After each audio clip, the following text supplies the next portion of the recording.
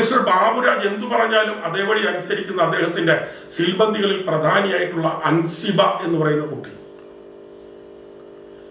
ആ കുട്ടി കഴിഞ്ഞ ദിവസം പത്രക്കാര് ഒരു ചോദ്യം ചോദിച്ചു. അമ്മ അസോസിയേഷന്റെ ഓഫീസിന്റെ മുമ്പിന്റെ വാതിൽക്ക് വെച്ചൊരു ചോദ്യം ചോദിച്ചു. ആരോപണ വിധേയരായവരെല്ലാം മാറി നിൽക്കേണ്ടതല്ലേ എന്ന് ചോദിച്ചപ്പോൾ ആ കുട്ടി പറഞ്ഞ മറുപടി ഞാൻ വാർത്ത കണ്ടപ്പോൾ എനിക്ക് അത്രയേറെ ഹൃദയവേദനയുണ്ടായി.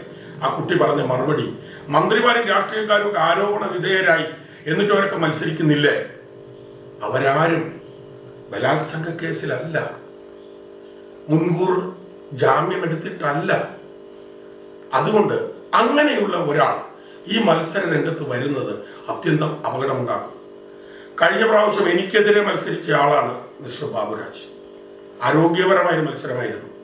കഴിഞ്ഞ വർഷം ഏതെങ്കിലും ഒരു അംഗത്തോട് ഈ ബാബുരാജിനെ കുറിച്ച് മോശമായ ഒരു അഭിപ്രായം ഞാൻ പറഞ്ഞിട്ടുണ്ടോ? ഒരാളോട് പോലും ഞാൻ പറഞ്ഞിട്ടില്ല. ആരോഗ്യപരമായ മത്സരമാണ് കഴിഞ്ഞ പ്രാവശ്യം നടന്നത്. ഒരാൾ അയാളുടെ പഴയ കാലത്ത് പല ചെയ്തികളും ചെയ്തിട്ടുണ്ടാവും. പക്ഷെ ഒരു പുതിയ മനുഷ്യനാകാൻ നമുക്കൊരവസരം കൊടുക്കണം. അതാണ് സാംസ്കാരിക ബോധമുള്ളവർ ചെയ്യുക. അതുകൊണ്ട് ഒരിക്കൽ പോലും ഞാൻ അദ്ദേഹത്തെ അപകീർത്തിപ്പെടുന്ന ഒരു പരാമർശം ഒരു അംഗത്തോടും നടത്തിയിരുന്നില്ല. അങ്ങനെ ഒരു അവസരം കൊടുത്തിട്ടും ആ കൊടുത്ത അവസരത്തിന്റെ കാലയളവിനുള്ളിൽ വീണ്ടും ഇങ്ങനെ ഒരു ക്രിമിനൽ ആക്ടിവിറ്റി നടക്കുമ്പോൾ അങ്ങനെയുള്ള ഒരാളെ ഈ മഹത്തായ സംഘടന തലപ്പത്തേക്ക് ഇനിയും കൊണ്ടുവരേണ്ടതുണ്ടോ?